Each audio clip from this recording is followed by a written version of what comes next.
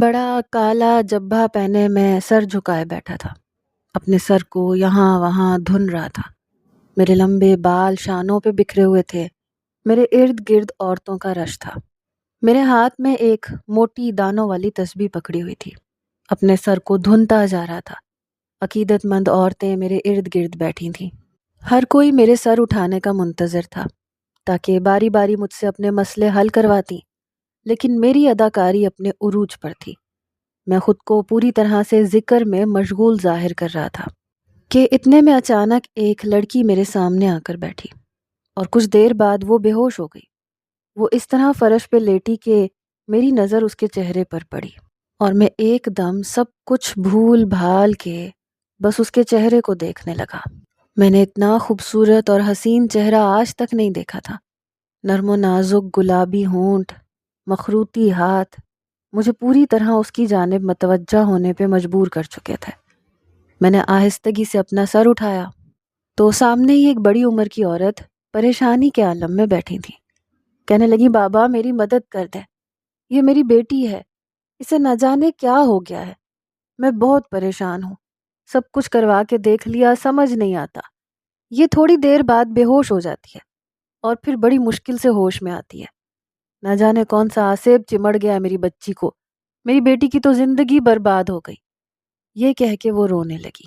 میں نے ایک نظر اس خوبصورت حسینہ پہ ڈالی اور اس عورت سے کہا کہ فکر نہ کر بی بی، سب کچھ ٹھیک ہو جائے گا، بس تجھے خاص نذرانہ چڑھانا ہوگا، پھر دیکھنا کیسے یہ بھلی چنگی ہو جائے گی۔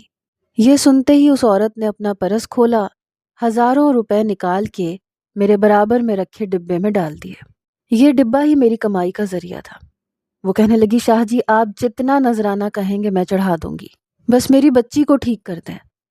وہ کسی امیر گھرانے کی عورت لگ رہی تھی۔ اس لڑکی کا اور عورت کا دونوں کا ہی حلیہ بہت زیادہ اچھا تھا۔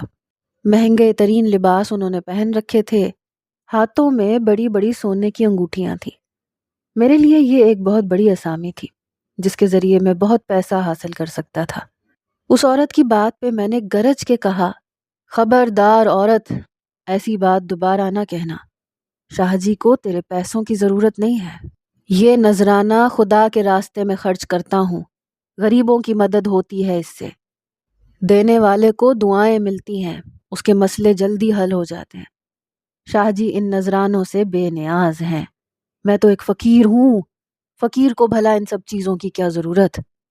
میری یہ بات سن کے وہ بیچاری شرمندہ ہو گئی، کہنے لگی، معاف کر دیں شاہ جی، میں غریبوں کی راہ میں بہت پیسہ خرچ کروں گی، آپ بس میری بچی کو ٹھیک کر دیں۔ میں نے اس عورت سے کہا کہ میں پہلے دوسری عورتوں کے مسائل سن لوں، پھر تمہاری بیٹی پہ آؤں گا، کیونکہ اس کا علاج تھوڑا لمبا ہوگا۔ میں جان گیا ہوں کہ اس کے ساتھ مسئلہ کیا ہے۔ میں نے جان بوجھ کے انہیں آخر تک ٹھہرایا تاکہ اتنی دیر میں مجھے اس لڑکی کا مسئلہ سمجھ میں آ جائے، یا پھر وہ عورت خود ہی اپنے منہ سے ہی کچھ کہہ دے، کیونکہ مجھے ایسے تو کچھ پتہ چلنے والا نہیں تھا۔ میں باری باری سب عورتوں کے مسئلے سننے لگا۔ کوئی اپنی ساس پہ جادو کروانا چاہتی تھی، کسی کو شوہر کے لیے تعویذ چاہیے تھا۔ میں جھوٹے سچے جادو کرتا اور ایسے ہی تعویذ بنا بنا کے عورتوں کو پکڑا دیتا۔ خدا کا کرنا ایسا تھا کہ جو کوئی عورت میرے پاس آتی تھی، کسی نہ کسی ذریعے سے اس کا مسئلہ حل ہو ہی جاتا تھا۔ شاید یہاں وہی بات صادق آتی تھی کہ انسان کو جس چیز پہ یقین ہو اس کے ساتھ ویسا ہی ہوتا ہے۔ میرے پاس آنے والی عورتیں میری کرامات پہ یقین رکھتی تھیں، اس لیے انہیں لگتا تھا کہ ان کی زندگی میں واقعی تبدیلی آ گئی ہے۔ بہت جلد یہ بات سارے علاقے میں مشہور ہو گئی کہ میرے دم درود میں بڑی تاثیر ہے۔ یہی وجہ تھی کہ میں بھی بہت مشہور ہو گیا، حالانکہ نہ میں کوئی سادھو تھا، نہ بزرگ تھا، نہ میں کوئی اتنا نیک تھا کہ میری دعاؤں میں بہت اثر ہوتا۔ میں تو بس ایک گھر سے بھاگا ہوا بچہ تھا جس نے حالات سے تنگ آ کے اس دربار میں پناہ لے لی اور پھر یہیں کا ہو کے رہ گیا۔ میں نے ایک ایک کر کے ساری عورتوں کو تعویذ بنا کر دیے۔ پھر مغرب کی اذانوں کے وقت جب سارا رش چھٹ گیا تو میں نے اس لڑکی کو اپنے پاس بلا کے بٹھا لیا۔ وہ اس وقت تک ہوش میں آ چکی تھی۔ میں نے اس کی کلائی پکڑ لی، اسے کہا کہ میری آنکھوں میں آنکھیں ڈال کر دیکھو۔ وہ اپنی بڑی بڑی ہرنی جیسی آنکھوں سے میری جانب دیکھنے لگی۔ اس کی آنکھیں اس قدر خوبصورت تھیں جیسے کوئی نیلا شفاف سمندر۔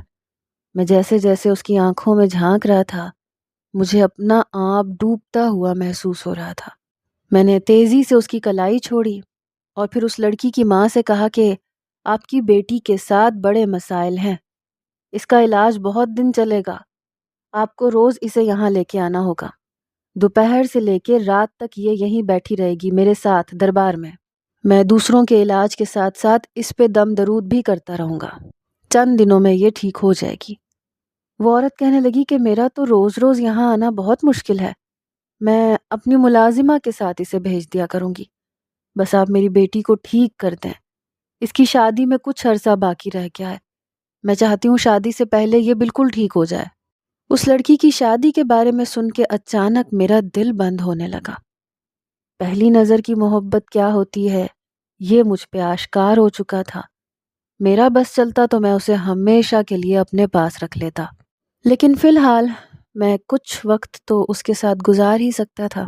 میں نے رات تک اسے اپنے پاس بٹھائے رکھا، اس سے باتیں کرتا رہا۔ وہ بہت معصوم پیاری سی لڑکی تھی، بس اچانک ہی کچھ عرصے سے اسے بے ہوشی کے دورے پڑنے لگے تھے، جبکہ اس کی ساری رپورٹس بالکل نارمل تھیں۔ میں اس سے بات کرتا چلا گیا اور پھر مجھے اس کی بے ہوشی کی وجہ بھی مل گئی، لیکن میں اتنی آسانی سے یہ بات نہ اس کی ماں کو بتانے والا تھا اور نہ ہی میں ابھی اس کا علاج کرنا چاہتا تھا۔ میں تو روز روز اس کے ساتھ خوبصورت لمحات گزارنے کا خواہش مند ہو گیا تھا۔ آدھا دن تو دوسری عورتیں بھی میرے آس پاس ہوتی، لیکن مغرب کے بعد صرف وہ اور میں رہ جاتے۔ اس کی ملازمہ بہت دور پیچھے کھڑی رہتی اور میں اس سے باتیں کرتا رہتا۔ انہی باتوں کے دوران اس نے مجھے بہت کچھ اپنے بارے میں بتا دیا تھا، بہت سی ایسی باتیں جنہیں سننے کے بعد مجھے پوری طرح سے یہ اندازہ ہو گیا تھا کہ وہ کس مسئلے سے دوچار ہے۔ ایسے ہی 7 دن گزر گئے۔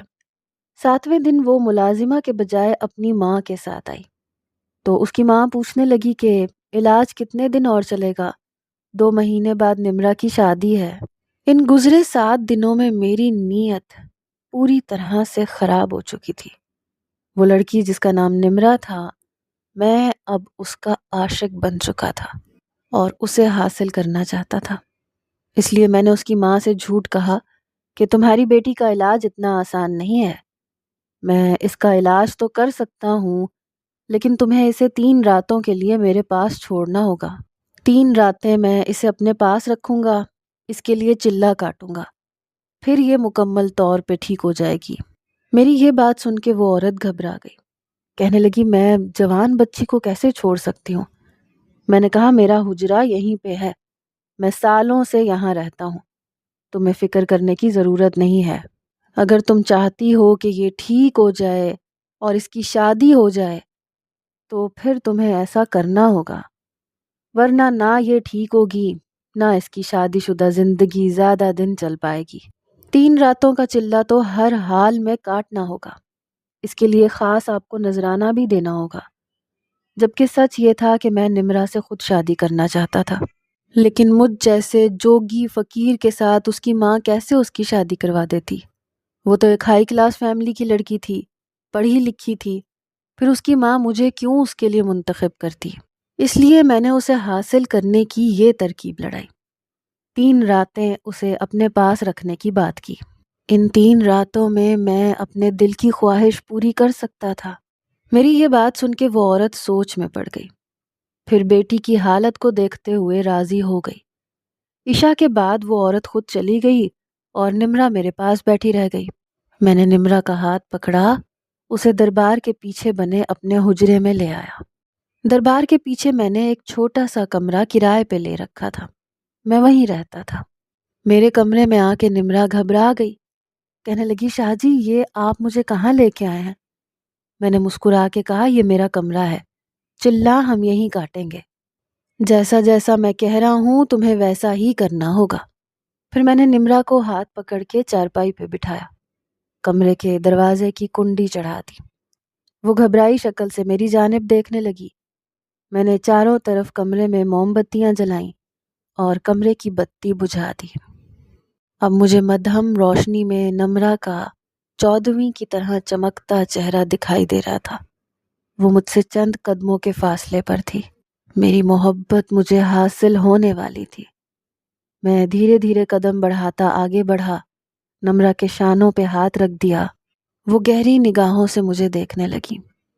میں نے آگے بڑھ کے اسے چارپائی پہ لٹا دیا۔ وہ پریشانی سے پوچھنے لگی، آپ کیا کر رہے ہیں شاہ جی؟ اس کی آنکھوں میں بہت سے سوال تھے۔ میں نے مسکرا کے کہا، تمہارا علاج کر رہا ہوں، اس کے بعد تمہیں کبھی دورے نہیں پڑیں گے، تم بالکل ٹھیک ہو جاؤ گی۔ وہ بے یقینی سے میری جانب دیکھنے لگی۔ اس کے چہرے پہ گھبراہٹ کے آثار تھے۔ اس کے چمکتے ماتھے پہ پسینے کی بوندیں نمودار ہو رہی تھیں۔ میں نے آگے بڑھ کے اس کے ہونٹوں پہ انگلی پھیرتے ہوئے آہستگی سے اس کی چادر کو سینے سے، میرا نام زریاب شاہ ہے۔ میں نے ایک چھوٹے سے گاؤں میں آنکھ کھولی۔ گاؤں میں اسکول وغیرہ کی تعلیم تو تھی نہیں۔ سب بچوں کے لیے وڈیرے سائی نے ایک مدرسہ بنایا ہوا تھا۔ مدرسہ بہت بڑا تھا۔ سارے گاؤں کے بچے اسی مدرسے میں پڑھتے تھے، لیکن جو مولوی صاحب پڑھانے کے لیے آتے تھے وہ بہت ہی زیادہ بد مزاج تھے۔ بات بات پہ بچوں کو مارتے، ڈانٹتے اور سزاؤں کے نام پہ وہ نہ جانے کون سا غصہ بچوں پہ نکالتے تھے۔ کئی بار بچے مار کھا کے زخموں سے بھر جاتے۔ گاؤں کے لوگ مولوی صاحب کی اتنی عزت کرتے تھے کہ کوئی ان کے اس غلط عمل پہ انہیں بالکل بھی کچھ نہیں کہتا تھا۔ پھر میرے والد نے مجھے حفظ کرنے کے لیے ادھر ہی مدرسے میں بٹھا دیا۔ میں صبح فجر کی نماز کے بعد جاتا اور عشاء تک مدرسے میں رہتا۔ اس دوران مولوی صاحب میرے ساتھ بہت برا سلوک کرتے ہیں۔ ایک دن میں نے وقت پہ سبق یاد نہیں کیا تو مولوی صاحب نے پہلے مجھے مرغا بنایا، پھر جب ان کا دل نہیں بھرا تو میرے کپڑے اتار کے مجھے ڈنڈے سے مارنے لگے۔ مولوی صاحب کی مار نے مجھے اتنا بدظن کر دیا کہ میں مدرسے سے گھر بھاگ آیا اور اپنے ابا سے شکایت کی تو میرے ابا نے الٹا مجھے ہی تھپڑ مار دیا۔ کہنے لگے تجھے سبق یاد کرنا چاہیے تھا۔ میں ابا کو کہنا چاہتا تھا کہ میری طبیعت ٹھیک نہیں ہے، مجھے بخار تھا، سر درد تھا اور اسی وجہ سے میں وقت پہ سبق یاد نہیں کر سکا، لیکن میرے ابا نے میری ایک نہ سنی۔ مجھے کھینچتے ہوئے دوبارہ مدرسے میں لے گئے اور مولوی صاحب کے دوبارہ سے حوالے کر دیا۔ مولوی صاحب کو تو جیسے مجھ پہ مزید تشدد کرنے کا لائسنس مل گیا۔ مولوی صاحب نے اگلے دن سب بچوں کے سامنے مجھے الٹا لٹا کے مارنا شروع کر دیا۔ میرے وجود پر قمیض بھی نہیں تھی، میں زخموں سے چور چلا رہا تھا اور مولوی صاحب کو تسکین مل رہی تھی۔ وہ کچھ ذہنی مسائل کا شکار انسان معلوم ہوتے تھے جو شاید کسی نفسیاتی دباؤ کا شکار تھے، اسی وجہ سے ہم بچوں کے ساتھ ایسے پیش آتے تھے۔ میں نے سن رکھا تھا کہ مولوی صاحب کی بیوی انہیں چھوڑ کے چلی گئی ہے اور بچے بھی ساتھ لے گئی ہے، تبھی وہ بچوں کے ساتھ اس طرح کا سلوک کرنے لگے تھے۔ کچھ بچے مجھ پہ ہنس رہے تھے اور کچھ آنکھیں بند کر کے بیٹھے تھے۔ اس دن تو میں نے استاد جی سے مار کھا لی، لیکن اسی رات میں نے فیصلہ کر لیا کہ اب میں مزید یہاں نہیں رہوں گا۔ عشاء کے بعد جب ہماری چھٹی ہوئی تو میں اپنے گھر جانے کے بجائے گاؤں کے باہر جانے والے کچے پکے راستوں پہ دوڑنے لگا۔ نہ ہی راستوں کا علم تھا، نہ دنیا کی کوئی خبر تھی، بس اتنا معلوم تھا کہ میں اب مزید مولوی صاحب کا ظلم برداشت نہیں کر سکتا۔ میں گھر جاتا تو ابا مجھے اگلے دن پھر مدرسے لے جا کے چھوڑ دیتے، اسی لیے میں سیدھا شہر جانے والی گاڑی میں بیٹھ گیا۔ پیسے بھی میرے پاس نہیں تھے۔ جب کنڈکٹر پیسے مانگنے آیا تو میں سیٹ کے نیچے چھپ گیا۔ 12 سال کا میں ایک دبلا پتلا سا بچہ تھا۔ رات کے اندھیرے میں کنڈکٹر کو میری موجودگی کا علم نہ ہوا اور میں ایسے ہی شہر پہنچ گیا۔ لاہور شہر اتنا وسیع ہے، وہ اپنے اندر ہر شخص کو سما سکتا ہے۔ میں جب لاہور پہنچا تو مجھے داتا دربار کی نگری میں جانے کا موقع ملا۔ میرے پاس کھانے کو کچھ نہیں تھا، میں لنگر کھانے کے لیے بیٹھ گیا۔ رہنے کو ٹھکانہ نہیں تھا، اسی لیے رات کو بھی وہیں پہ بیٹھا رہا۔ پھر 2-4 دن مجھے ایسے ہی گزر گئے۔ مجھے اس دربار میں بڑا سکون محسوس ہوتا تھا۔ سارا وقت میں اکیلا خاموشی سے بیٹھا رہتا۔ جب لنگر بٹتا تو کھانا کھا لیتا، پھر دھیرے دھیرے میرے بال بڑھتے چلے گئے، میرے کپڑے میلے ہونے لگے، میرا حلیہ خراب ہوا تو لوگوں نے مجھے فقیر کا نام دے دیا۔ کوئی مجھے شاہ صاحب کہتا، کوئی دعا کرواتا اور کوئی کچھ اور بولتا۔ یوں دھیرے دھیرے میں مشہور ہونے لگا۔ میری عمر بڑھتی چلی گئی، میں 20 سال کا جوان لڑکا ہو گیا۔ کسی نے کبھی کپڑے لا دیے، کسی نے کھانا لا دیا۔ بس اسی طرح میں نے اپنی زندگی کے 8 سال گزارے، اور میں اب زریاب شاہ سے سیدھا شاہ صاحب بن گیا۔ ہر کوئی شاہ صاحب کہہ کے مجھ سے دعا کروایا کرتا، اور پھر مجھے اس کام کے پیسے ملنے لگے۔ کوئی چندے کے نام پہ پیسے دیتا، کوئی نذرانے کے نام پہ۔ دھیرے دھیرے مجھے یہ سمجھ میں آ گیا کہ اس کام میں پیسہ بڑا ہے۔ بس پھر کیا تھا، میں نے خود ہی سیدھی سادی عورتوں کو بے وقوف بنانا شروع کر دیا۔ میں کسی کے سر پہ ہاتھ رکھ دیتا، دعا کر دیتا، کسی کو چھوٹے سے کاغذ پہ الٹی سیدھی لکیریں مار کے تعویذ کے نام پہ پکڑا دیتا۔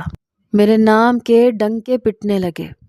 جو کوئی دربار پہ آتا وہ شاہ جی کے پاس ضرور آتا، اور وہ شاہ جی میں تھا، گاؤں سے بھاگا ہوا بچہ۔ میرے پاس اتنا پیسہ آنے لگا کہ میں نے دربار کے پیچھے ایک چھوٹا کمرہ کرائے پہ لے لیا، اور ضرورت کا سامان خرید کے اپنی زندگی کو آگے بڑھانے لگا۔ اتنے سال گزر جانے کے باوجود بھی میرے دل میں سے اپنے باپ کے لیے نفرت کم نہیں ہوئی تھی۔ مجھے اس بات پہ شدید غصہ تھا کہ میرے ابا مجھ پہ بھروسہ نہ کر کے کیوں مجھے مولوی صاحب کے حوالے کرتے تھے، اور بس اسی لیے میں نے کبھی پلٹ کے اپنے گھر بار کی طرف نہیں دیکھا۔ ماں کی یاد ستاتی تھی تو میں کسی کونے میں چھپ کے آنسو بہا لیتا تھا، لیکن میں اب واپس اپنے پنڈ نہیں جانا چاہتا تھا۔ وقت نے تیزی سے چرخا کاتا اور میں 25 سال کا ہو گیا۔ ان گزرے سالوں میں نے معصوم عورتوں کو پوری طرح اپنے جال میں پھنسایا تھا۔ میں ان کا الٹا سیدھا علاج کر کے دل ہی دل میں ان پہ ہنستا تھا۔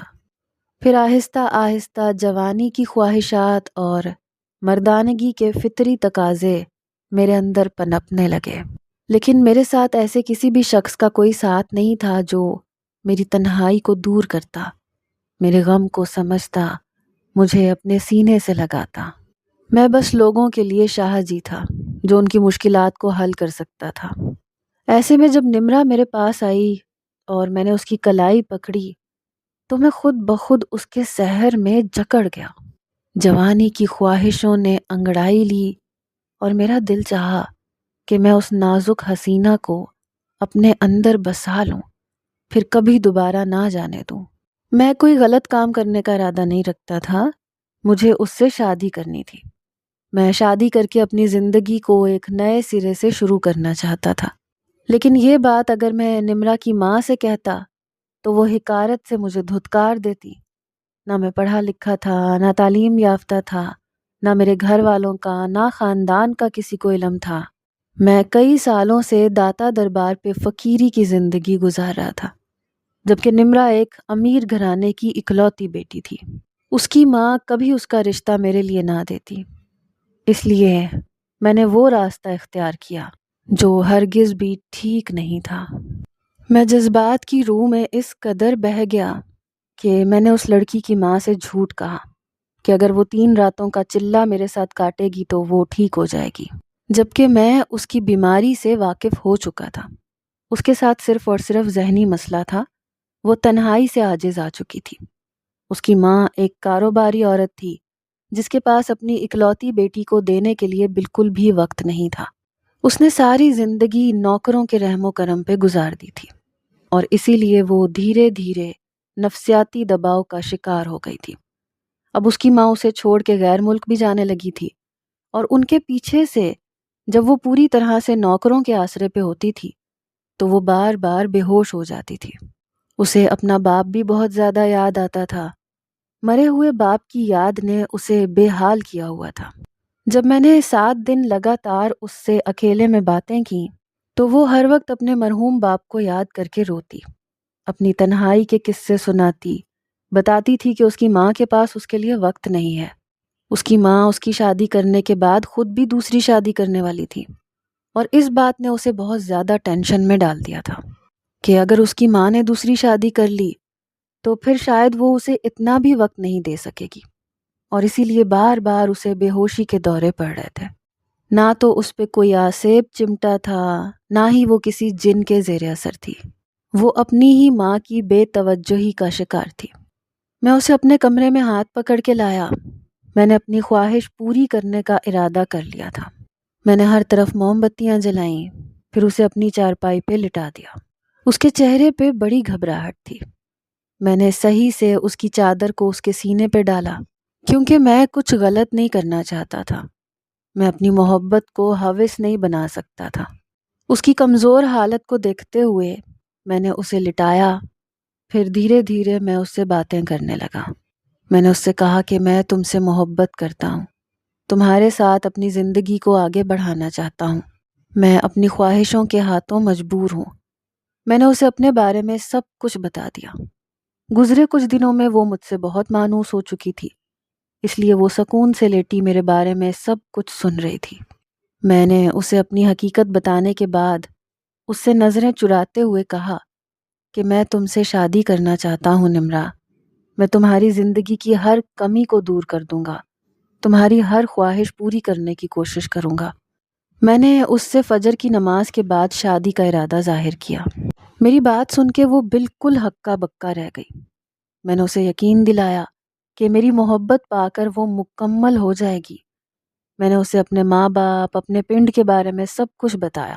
یہ بھی بتا دیا کہ میں کوئی بزرگ نہیں ہوں، بلکہ میں بہروپیہ ہوں جو صرف اپنی ضروریات کو پوری کرنے کے لیے معصوم لوگوں کا فائدہ اٹھاتا ہوں۔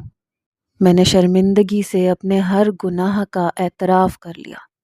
مجھے لگا تھا کہ میری بات سن کے وہ مجھ سے نفرت کا اظہار کرے گی، مجھے جھوٹا، دھوکے باز، مکار کہے گی، لیکن بہت دیر تک مجھے دیکھنے کے بعد وہ خود میرے سینے سے لگ گئی۔ کہنے لگی مجھے ایک سچے اور محبت کرنے والے ساتھی کی ضرورت ہے۔ میں جس سوسائٹی میں رہتی ہوں وہاں ہر کوئی مجھے میری دولت سے پرکھتا ہے۔ میری ماں نے میرا رشتہ جہاں طے کیا ہے وہ بہت لالچی لوگ ہیں۔ وہ لڑکا مجھ سے نہیں میری دولت سے شادی کرنا چاہتا ہے، اور مجھے ایسے شخص کو اپنی زندگی میں کوئی جگہ نہیں دینی۔ وہ مجھ سے شادی کے لیے راضی ہو گئی۔ پھر فجر کی اذان کے بعد ہم نے داتا دربار پر ہی ایک بزرگ کے ہاتھوں پہ نکاح کر لیا۔ 2 دن وہ میرے ساتھ میری بیوی کی حیثیت سے رہی۔ تیسرے دن اس کی ماں کو اس کا خیال آیا، وہ اسے لینے کے لیے آئی، تو میں نے اپنی اور اس کی شادی کے بارے میں اس کی ماں کو بتا دیا۔ اس کی ماں نے میرا گریبان پکڑ لیا، مجھے برا بھلا کہنے لگی، لیکن نمرا درمیان میں آ گئی۔ اب اسے بے ہوشی کے دورے بھی پڑنے بند ہو گئے تھے، کیونکہ اس کی ذہنی اذیت ختم ہو گئی تھی۔ اس نے خود اس شادی کو قبول کیا تھا۔ نمرا نے اپنی ماں کو پیچھے ہٹایا، کہنے لگی میں نے زریاب سے اپنی پسند سے شادی کی ہے، آپ چاہیں تو ہم دونوں کو قبول کر لیں، چاہیں تو مجھے بھی اسی دربار پہ چھوڑ کے چلی جائیں۔ نمرا اپنی ماں کی اکلوتی بیٹی تھی۔ وہ لاکھ انکار کرتی لیکن آخر میں وہ اس سے کہیں نہ کہیں محبت کرتی تھیں۔ اس کی خاطر انہوں نے مجھے قبول کیا اور مجھے اپنے ساتھ بنگلے پہ لے گئیں۔ انہوں نے مجھے ایک چھوٹا سا کاروبار شروع کروا کے دیا۔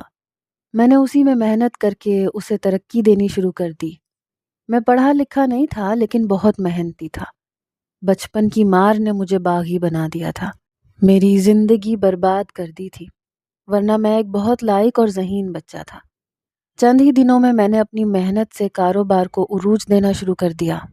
نمرا کو پا کر میں بہت خوش تھا، اس کا حال بھی ایسا ہی تھا۔ اپنی بیٹی کو صحت مند دیکھ کے نمرا کی ماں نے بھی مجھے پوری طرح سے قبول کر لیا تھا، اور پھر انہوں نے بھی دوسری شادی کر لی۔ لیکن اب نمرا کو ان کی شادی سے کوئی مسئلہ نہیں تھا، کیونکہ اسے میری صورت میں ایک محبت کرنے والا ساتھی مل گیا تھا۔ 2 سال بعد ہمارے گھر بیٹے کی پیدائش ہوئی تو میں اپنی بیوی اور بیٹے کو لے کے اپنے پنڈ گیا۔ میرے ماں باپ بوڑھے ہو چکے تھے۔ میری ماں نے فوراً سے مجھے پہچان کے سینے سے لگا لیا۔ میرے باپ کا حال بھی بہت برا تھا، وہ بہت بیمار تھے، مجھ سے معافی مانگ رہے تھے۔ مدرسے کے مولوی صاحب کی مار نے میرے بڑے بھائی کی جان لے لی تھی۔ انہوں نے الٹا لٹکا کے میرے بھائی کو بہت مارا تھا اور وہ اس دنیا سے چلا گیا۔ اس کے جانے کے بعد میرے باپ کو احساس ہو گیا تھا کہ میں جو کہتا تھا وہ ٹھیک تھا۔ گاؤں والوں نے بھی مولوی صاحب کو نکال کے کوئی دوسرا صحیح مولوی رکھ لیا تھا۔ میرے اماں ابا نے مجھ سے اپنی غلطیوں کی معافی مانگ لی اور ہم نے ایک دوسرے کو قبول کر لیا۔ میں اپنے ماں باپ کو بھی شہر لے آیا۔ آج میں ایک بہت اچھی زندگی گزار رہا ہوں۔ میرے ماں باپ میرے ساتھ ہیں، میں ان کی خوب خدمت کرتا ہوں۔ میں نے ارادہ کیا ہے کہ میں اپنے بیٹے کو بہت اچھی تعلیم دلواؤں گا، اسے دینی تعلیم بھی دلواؤں گا، لیکن ایسے کسی شخص کے حوالے نہیں کروں گا جو ذہنی طور پہ خود ہی ٹھیک نہ ہو۔ میں سب لوگوں سے یہی کہنا چاہتا ہوں کہ اپنے بچوں کو آنکھیں بند کر کے کسی مولوی، کسی مدرسے کے حوالے نہ کریں، ان کی خبر گیری کرتے رہیں۔ کبھی کبھی نیک لوگوں پہ شیطان اس طرح سے غالب آتا ہے کہ وہ صحیح راستے سے بھٹک جاتے ہیں، خاص کر مولوی حضرات۔ انہیں شیطان اپنے جال میں پھنسا کر ان کے ذریعے سے دوسرے لوگوں کو دین سے گمراہ کرنے کی کوشش کرتا ہے۔ اسی لیے آپ لوگ خود ایسے لوگوں کو پہچانیں اور اپنے دین کی حفاظت کریں۔